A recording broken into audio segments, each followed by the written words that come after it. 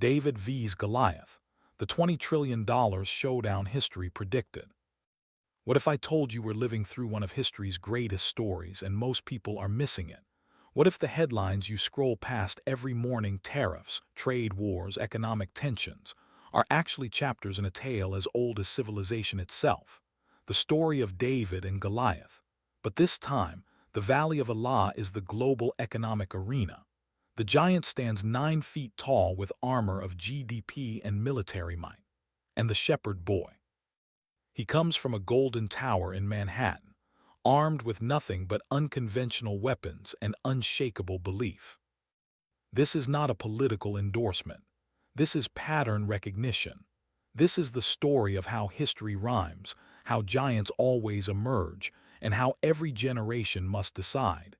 Do we accept the giant's dominance, or do we find the courage to pick up 5 smooth stones? The giant AWKNS. In 1 Samuel chapter 17, the Bible tells us, a champion named Goliath who was from Gath came out of the Philistine camp. His height was 6 cubits and a span, 9 feet, 9 inches of bronze-covered intimidation. But here's what makes Goliath truly terrifying. It's not just his size. It's the psychological warfare. For 40 days, morning and evening, he would stand and taunt the armies of Israel.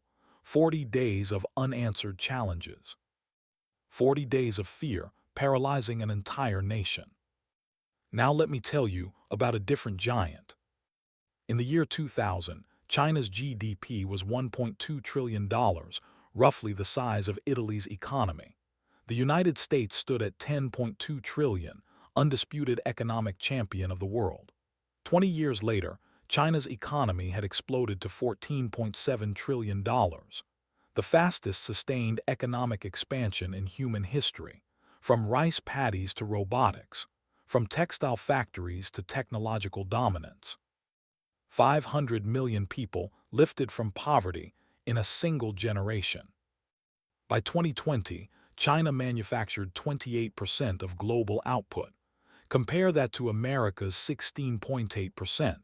The giant had grown. In 2012, Xi Jinping assumed leadership of the Chinese Communist Party.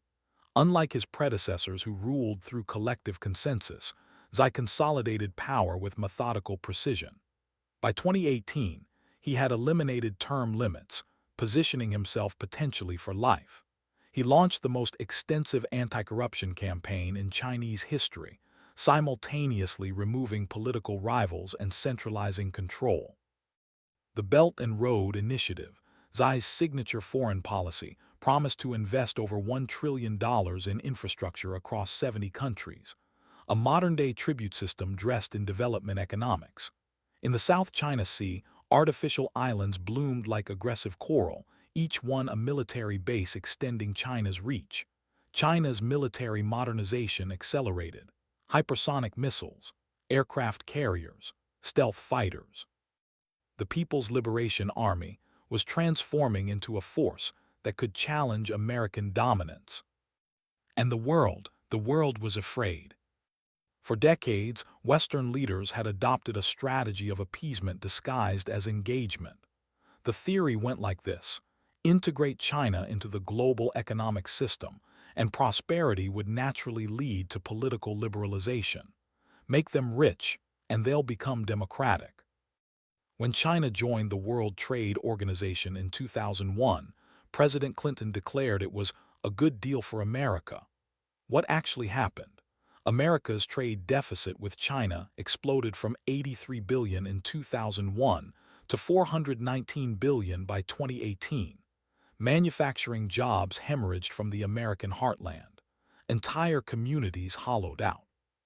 But it wasn't just economics. It was intellectual property theft on an unprecedented scale. The FBI estimated that Chinese espionage cost the American economy between $225 billion and $600 billion annually. Technology transfer requirements, forced joint ventures, cyber intrusions, state-sponsored corporate espionage. And what did Western leaders do? They made speeches. They filed complaints. They expressed deep concern in carefully worded statements. They continued selling China advanced technology, hoping that somehow, magically, the giant would choose to be gentle. Listen to what 1 Samuel 17 tells us about the Israelites' response to Goliath. On hearing the Philistines' words, Saul and all the Israelites were dismayed and terrified. Dismayed and terrified. For 40 days. King Saul, a head taller than anyone else in Israel, specifically chosen for his impressive physical stature, couldn't muster the courage to face Goliath. Sound familiar? By 2016, the pattern was clear. China had spent 40 years, not days, but years economically taunting the West. 40 years of currency manipulation, intellectual property theft, military expansion, human rights violations, trade agreement violations, and cyber warfare. And for 40 years, the Western response had been paralysis dressed as sophistication. By 2015, Xi Jinping was being celebrated at Davos, presenting China as the defender of globalization, the champion of free trade. The irony was rich, a one-party authoritarian state positioning itself as the guardian of the liberal international order, and Western leaders applauded, because confronting Goliath is terrifying, but giants don't become gentle through appeasement, they become emboldened. The shepherd boy. Let's return to the original David. The biblical text is specific about his background. He was the youngest of 8 sons. While his brothers served in King Saul's army, David stayed home tending his father's sheep. In ancient Near Eastern culture, this was significant. The youngest son inherited least. When the prophet Samuel came to anoint Israel's next king, Jesse didn't even bother to bring David to the ceremony. He was that overlooked. But here's what's crucial. Those years in the wilderness weren't wasted time. They were preparation. The Bible tells us David fought off lions and bears to protect his sheep, alone, with just his sling and his courage. Every battle in obscurity was training for a battle the world would witness. Donald John Trump was born in 1946 in Queens, New York, outer borough, not Manhattan elite. His father, Fred Trump, built affordable housing in Brooklyn and Queens. Young Trump worked construction jobs at his father's sites, learning real estate from the ground up. Like David tending sheep while his brothers went to war, Trump was building in the outer boroughs while Manhattan's established elite controlled the prestigious addresses. And he was constantly underestimated. When Trump announced plans to renovate the Commodore Hotel in 1976, New York was bankrupt and desperate. Established developers wouldn't touch it. Trump saw opportunity in the rubble. The Commodore became the Grand Hyatt, his first major Manhattan project. Success where experts predicted failure. By the 2000s, he had evolved into something unusual, a businessman-celebrity hybrid. The Apprentice made him a household name, but it also cemented his image as entertainment, not serious politics. When he spoke about running for president, political experts laughed. A reality TV star has no chance. He has no political experience. He's not serious. Here's what 1 Samuel 17 tells us about David's arrival at the battlefield. David wasn't supposed to fight. He was delivering food to his brothers. But he heard Goliath's taunts. He saw the fear. And he asked, "Who is this uncircumcised Philistine that he should defy the armies of the living God?" Notice the framing. Not how can we defeat him, but who does he think he is? David reframed the entire situation. Everyone else saw an unbeatable giant. David saw an enemy who needed to be put in his place. June 16, 2015.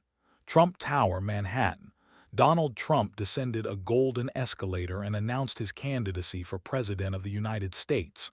The speech was provocative, completely off script by traditional political standards. Political consultants gasped. Media exploded. Establishment Republicans cringed. But Trump was reframing. For decades, both parties had discussed immigration and trade with carefully focus-grouped language. Trump's approach was radically different. We're being taken advantage of. We need a wall. We need to put America first. And crucially, on China, Trump said something no major presidential candidate had said so bluntly. "We can't continue to allow China to rape our country. It's the greatest theft in the history of the world." The word choice was crude, deliberately so, because Trump wasn't trying to sound sophisticated. He was trying to wake people up. And in the American heartland, in the industrial Midwest where factories had been shuttered, people listened. The 2016 Republican primary featured 17 candidates, seasoned governors, senators, political dynasties, and they savaged Trump. The media consensus was universal: Trump couldn't win. He was a sideshow. CNN's political director in June 2015, "Donald Trump is a sideshow." The Atlantic, July 2015, "The summer of Trump is nearly over." But something was happening that the experts missed. The people who felt dismissed by the establishment saw someone who spoke their language, who shared their anger, who wasn't afraid to name what they all felt. The system is rigged. The elites don't care about you. China is eating our lunch. November 8, 2016. Against every poll, against every expert prediction, the Shepherd Boy won, 306 electoral votes to 232. The King's Armor. Here's one of the most revealing moments in the David and Goliath story. Then Saul dressed David in his own tunic. He put a coat of armor on him and a bronze helmet on his head. David fastened on his sword over the tunic and tried walking around. "I cannot go in these," he said to Saul, so he took them off. Saul is the king. He's a proven warrior. His armor represents the best military technology of the era, and he genuinely wants to help David succeed. This isn't sabotage. This is sincere assistance, and it almost guarantees David's defeat, because Saul's armor doesn't fit David. It turns David's greatest advantages, his speed, his agility, his unconventional approach, into liabilities. When Donald Trump assumed office on January 20, 2017, the American foreign policy establishment was ready with their armor. The consensus approach to China had been remarkably consistent: strategic engagement, constructive dialogue, economic interdependence, multilateral pressure, work through international organizations rather than acting unilaterally. This wasn't cynical. These were smart, well-intentioned people applying generations of diplomatic wisdom. This was the king's armor, proven, prestigious, conventional, and it had failed spectacularly for 40 years. But admitting failure would mean admitting that the entire theoretical framework was wrong. That decades of PhD dissertations, policy papers, and carefully managed summits had produced the exact opposite of their intended effect. China hadn't liberalized. It had become more authoritarian under Xi. China hadn't played by international rules. It had rewritten them. When Trump began discussing tariffs on China during the campaign, the expert response was unanimous: trade wars are easy to lose and impossible to win. This will crash the global economy. We need sophisticated engagement, not crude confrontation. This was Saul's armor, the collective wisdom of the establishment, offered with genuine concern, that would guarantee defeat if Trump wore it. Because the establishment's approach treated China as a rational actor within a liberal international system. It assumed that economic incentives would override political ideology. It believed that patient dialogue would eventually produce compromise. But you can't dialogue your way out of confrontation when the other side views dialogue as a tool for buying time while they strengthen their position. Xi Jinping had been explicit about China's goals. At the 19th Party Congress in 2017, by 2035, China would be a global leader in innovation and military strength. By 2049, China would be a global leader in terms of composite national strength and international influence. This wasn't subtle. This was a declared intention to surpass and displace American leadership. The Made in China 2025 plan explicitly targeted 10 high-tech industries for Chinese dominance. The strategy was clear: use state subsidies, forced technology transfer, and industrial espionage to leapfrog Western technological leadership. And the establishment's response: more dialogue, more engagement, more patience. This is what made Trump's approach so jarring. Trump's team wasn't composed of traditional foreign policy experts. Robert Lighthizer had fought against Chinese dumping for decades. Peter Navarro had written books explicitly warning about the China threat. These weren't Ivy League diplomats. In the establishment's view, they were dangerous amateurs. But here's the question. After 40 years of sophisticated failure, maybe the sophisticates were the real amateurs. "I cannot go in these," David said. 4 words that changed history. Because David understood something crucial. You cannot fight an unconventional battle with conventional weapons. You cannot defeat a giant by trying to be a slightly smaller giant. You have to fight your battle, not the battle everyone expects. Chosing your stones. After refusing Saul's armor, David did something interesting. Then he took his staff in his hand, chose 5 smooth stones from the stream, put them in the pouch of his shepherd's bag, and with his sling in his hand, approached the Philistine.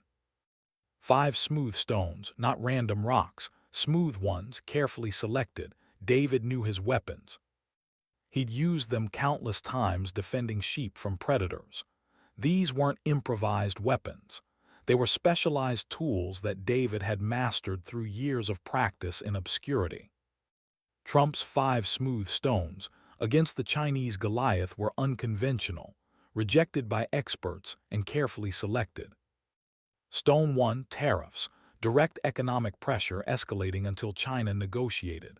March 2018, Trump announced 25% tariffs on steel and 10% on aluminum. Then came tariffs on $50 billion worth of Chinese goods, targeting Made in China 2025 industries. June, additional $50 billion. July, $34 billion take effect. August, another $16 billion. September, $200 billion in tariffs at 10%, scheduled to rise to 25%. China retaliated with tariffs on American soybeans, cars, aircraft, targeting Trump's political base. The strategy was obvious: create political pain, make his supporters suffer, force him to back down. Trump provided $12 billion in aid to farmers. The message to China: I can absorb your retaliation. Can you absorb mine? Stone 2: technology controls.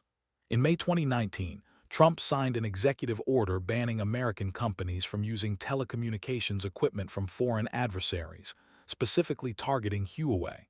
The Commerce Department added Huawei to the entity list, blocking American companies from selling components and software to Huawei. This was devastation. American companies supplied critical components, semiconductors, software, design tools. Without access, Huawei couldn't build its most advanced products. This was targeting the gap in Goliath's armor. China's strength was its manufacturing scale, its market size. But it had a vulnerability: technological dependence on the United States for the most advanced components and designs. Stone 3: public confrontation. Traditional diplomacy emphasized quiet pressure, avoiding public confrontation.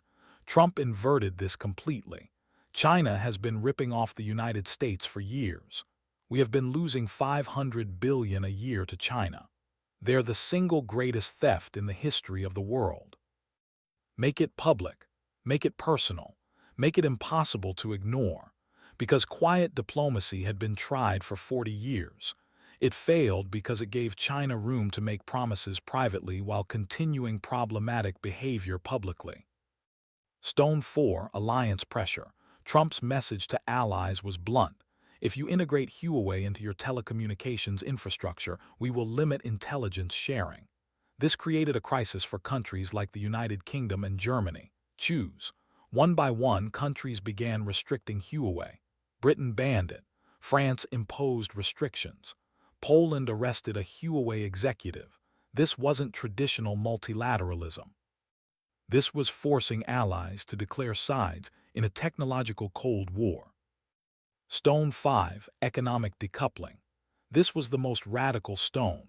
For 30 years, the world economy had been built on increasing integration. Decoupling meant deliberately separating these integrated systems. Not every product needed to be made in America, but critical products, medical equipment, pharmaceuticals, rare earth elements, advanced technology, shouldn't depend entirely on a strategic competitor. By mid-2019, Trump had all 5 stones ready. These weren't the sophisticated tools the establishment would have chosen. They were Trump's weapons, chosen from his experience, designed for confrontation, not conversation. The giant's taunts. For 40 days in 1 Samuel, Goliath came forward every morning and evening, the same ritual of humiliation. This is what most people miss about the Goliath story. It's not just about his size. It's about the psychological warfare, the systematic destruction of his enemies' will to fight.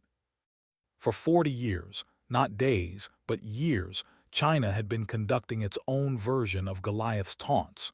Not through speeches, but through systematic demonstrations of power, carefully calculated to demoralize opposition. 1979, Deng Xiaoping established the doctrine, hide your strength, bide your time, appear harmless. Let the West believe China's rise serves their interests. American companies saw cheap labor. They didn't see strategic competition. So they taught China to manufacture. They transferred technology. All while China promised reform was coming. Just be patient. June 4, 1989, Tiananmen Square. The Chinese Communist Party massacred pro-democracy protesters. The world's response: temporary sanctions, outraged statements, then business as usual. China learned the West's economic interests would always overcome its values. 2001, China joined the WTO. The promise was it would force China to follow international rules. The reality: China joined and immediately began gaming the system. State subsidies that violated WTO rules, continue them. Intellectual property protection: require it on paper, ignore it in practice. 2008, the Beijing Olympics opening ceremony cost $44 billion. The message wasn't subtle. China had arrived. China was powerful. That same year, while the West celebrated, China was expanding in the South China Sea, imprisoning dissidents, preparing for massive military buildup. And the West was distracted by the financial crisis. 2013, Xi Jinping proclaimed the Chinese dream of national rejuvenation. This was Goliath stepping into the valley. I am here. I am powerful. What are you going to do about it? And the answer from the West: speeches about rebalancing, plans for strategic competition, carefully worded statements, nothing that actually imposed costs. 2014-2016, China built artificial islands in the South China Sea. International law, irrelevant. Tribunal rulings against China, ignored. China's response to the UN court ruling: the award is invalid and has no binding force. And the world watched, complained, did nothing. The Belt and Road Initiative spread across 70 countries. Countries borrowed from China to build infrastructure. When they couldn't repay, China seized strategic assets. Sri Lanka's port, 99-year lease to China after debt default. This was ancient strategy in modern dress. Control the trade routes, control the world. 2016, Made in China 2025 announced China's plan to dominate 10 high-tech industries. Not compete, dominate. The plan was explicit: acquire foreign technology through various channels including mergers and acquisitions. Translation: buy American companies, steal American technology, copy American innovations. By 2017, Huawei had signed commercial 5G contracts in 30 countries. The strategy was clear: control 5G infrastructure globally, and China controls the nervous system of the 21st century economy. Day after day, week after week, year after year, China's message was consistent: we are inevitable, we are the future, you cannot stop us. And China watched America's response. For 40 years, America had documented violations, filed complaints, expressed concern, and done nothing that actually imposed costs. Every strongly worded statement without action confirmed that America wouldn't act. The faith factor. There's an element of the David and Goliath story that modern retellings often sanitize. Faith. Not faith as religious sentiment. Faith as the deepest form of conviction. The absolute certainty that your cause is just, your strategy is right, and the principles you're fighting for are worth the cost. Listen to David's words. The Lord who rescued me from the paw of the lion and the paw of the bear will rescue me from the hand of this Philistine. This isn't blind optimism. This is pattern recognition based on lived experience. David had fought impossible battles before, alone, and he'd won, not through size but through courage, skill, and unwavering belief. When you study American history, you find the same quality in the nation's founding moments. July 4, 1776, the Continental Congress declares independence from the world's most powerful empire. The decision was insane by rational calculation. Britain, 8 million population, professional army, world's largest navy. America, 2.5 million population, amateur militia, no navy. So why did they do it? Faith, not in guaranteed victory but in the rightness of the cause. We hold these truths to be self-evident that all men are created equal. This wasn't political calculation. This was moral conviction, worth dying for. This pattern repeated throughout American history. Every generation faced a challenge that required belief in something beyond immediate material interest. And every time, America chose to fight. Then something changed. Starting in the 1980s, American leadership began to lose this faith. The new faith was economic efficiency, quarterly earnings, shareholder value, and if that meant hollowing out American manufacturing, that was creative destruction. If it meant dependence on strategic competitors, that was comparative advantage. Both parties embraced this. Republicans, free trade benefits everyone. Democrats, global engagement promotes peace. The establishment consensus, economics transcends geopolitics, and questioning it marked you as economically illiterate or dangerously nationalist. Tell that to the steelworker in Youngstown who lost his job when his plant moved to China. Tell that to the auto worker in Detroit. The establishment's response: economic dislocation is unfortunate but inevitable. The retraining programs mostly failed. The communities never recovered. This is the context for understanding Trump's appeal in 2016. He was offering something that had been missing: faith that America could and should put its own interests first. Faith that manufacturing mattered and could be brought back. Faith that China was a competitor, not just a market. Make America great again. The establishment mocked this as nostalgia, but the slogan contained something powerful: the assumption that America had been great, could be great again, and was worth fighting to make great. And this is what made Trump psychologically different from his predecessors. He actually believed America could win. Not hoped, believed. While economists warned tariffs would crash the economy, Trump believed American leverage was strong enough. While experts warned confronting China would destabilize Asia, Trump believed American power was sufficient. While business leaders warned decoupling was impossible, Trump believed it was strategically necessary. This is exactly the quality David displayed. Every rational observer told him fighting Goliath was suicide, but David had absolute conviction. Trump displayed the same pattern. Every expert told him confronting China would fail, but Trump had different assumptions based on different calculations. He assumed America's market access was more valuable than anything China offered. He assumed China's technological advancement depended on American innovation. He assumed allies would choose America when forced to choose. He assumed manufacturing could be reshored if incentives changed. He assumed short-term pain was acceptable for long-term strategic advantage. Trump didn't know these assumptions were correct. He believed they were correct. He had faith they were correct. This is the nature of faith facing giants. You act on conviction before you have certainty, because if you wait for certainty, you'll wait forever. The confrontation.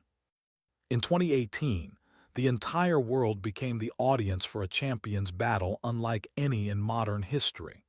Not fought with swords, but with tariffs and sanctions. Not measured in casualties, but in GDP points and manufacturing shifts. March 1, 2018, Trump announced tariffs on steel and aluminum. Stock markets dropped. Experts predicted disaster, but this was just warm-up. March 22, tariffs on $50 billion worth of Chinese goods, targeting Made in China 2025 industries. This wasn't random. The United States Trade Representative had spent months documenting China's intellectual property theft and forced technology transfer. But here's what made Trump's approach revolutionary. Previous administrations had documented these problems and filed WTO complaints. Trump actually imposed costs. China retaliated with tariffs on American soybeans, cars, aircraft, expecting American farmers and voters to pressure Trump to back down. Chinese state media was confident. Trump will face growing pressure. His trade war cannot last. Except the American economy kept growing. Third quarter 2018, 3.4% GDP growth. Unemployment hit 3.7%, lowest since 1969. The predicted catastrophe wasn't materializing for America, but China's economy was slowing, manufacturing declining. Shanghai Composite down 25%, yuan depreciating. This was the stone hitting the forehead. For 40 years, China had operated on the assumption that America wouldn't sustain economic confrontation, but Trump's political support held firm. American farmers, despite tariff impacts, said they'd stick with Trump. He's finally standing up to China, will take the hit. December 1, 2018, G20 Summit. Trump and Xi met. 90-day pause in tariff increases. China committed to immediately purchase American products and negotiate on structural changes. This was Goliath stunned, acknowledging for the first time that the shepherd boy's stone had hit hard enough to demand response. For 4 months, negotiations continued. Then May 2019, China reneged on commitments, deleting language requiring changes to Chinese law. They wanted promises without enforcement. Trump's reaction was swift. Increased tariffs from 10 to 25% on $200 billion in goods, threatened tariffs on remaining $300 billion. This shocked Chinese leadership. They'd calculated that Trump needed a deal for re-election. They'd assumed he'd accept partial agreement, all standard Goliath assumptions, but Trump escalated. China should not have tried to renegotiate. May 15, 2019, while trade talks deadlocked, Trump struck at China's technological crown jewel, executive order banning Huawei from American technology. This targeted the gap in Goliath's armor with precision. Huawei was China's flagship for technological leadership, and it was critically dependent on American technology. Google's Android, Qualcomm's processors, Intel's chips, ARM's designs. Without these components, Huawei couldn't build competitive products. Within weeks, Huawei smartphone sales plummeted. European countries reconsidered 5G contracts. Huawei's global expansion stalled. China threatened to restrict rare earth exports, critical for high-tech manufacturing. Seemed like powerful leverage, except rare earths aren't actually rare. Within months, American companies announced rare earth mining reactivation. Australia and Vietnam announced expanded production. China's leverage was primarily based on monopolizing supply chains that existed elsewhere. When pushed, those supply chains could be rebuilt. June 29, 2019, G20 Summit in Osaka. Trump and Xi met again, agreed to resume negotiations. But look at what had changed. Before, China insisted they'd never negotiate under pressure. After, they were negotiating under sustained maximum pressure. Before, China was confident time was on their side. After, they were racing to reach a deal. This is what happens when the stone hits. Goliath's confidence cracks. His assumptions prove wrong, his calculations change, and the watching world begins to recalculate everything. The stone strikes. January 15, 2020. After 2 years of confrontation, China signed Phase 1, $200 billion in purchases, IP protections, technology transfer limits, currency commitments, agricultural access, enforcement mechanisms allowing tariff snapback. But here's what the signing actually represented. For 40 years, China had never made enforceable commitments to structural reform. For 40 years, American administrations had accepted promises without penalties. Trump changed that calculation permanently.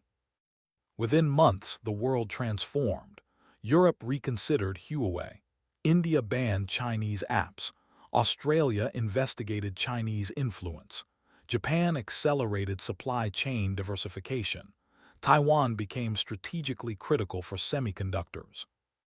The stone didn't just hit one giant.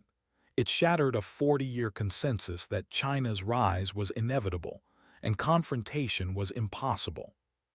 In 1 Samuel, after Goliath falls, the Bible records, when the Philistines saw that their hero was dead, they turned and ran.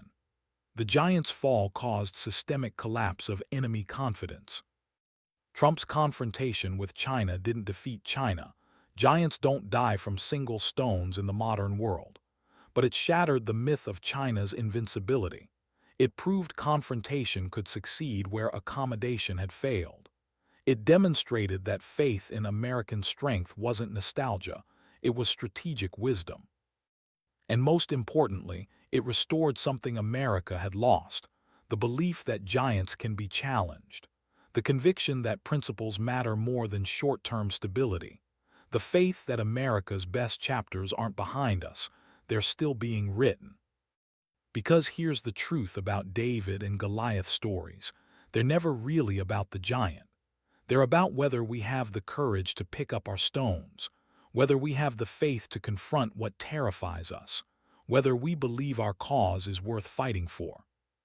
The question isn't whether more giants will emerge, they always do. The question is whether we'll produce more Davids, whether we'll choose faith over fear, whether we'll fight. "This day the Lord will deliver you into my hands," David said before facing Goliath. "Trade wars are good and easy to win," Trump said before facing China. Sometimes faith proves wiser than expertise. Sometimes courage defeats size. Sometimes the shepherd boy wins. And when he does, the whole world remembers. Giants can be beaten, not through their strength but through our courage, not through their weapons but through our faith, not because they're weak but because we refuse to be afraid. The stone flew, the giant fell, and a generation learned again what their ancestors knew. When you fight for what matters, when you choose your stones carefully, when you refuse the king's armor and trust your own weapons, impossible becomes possible.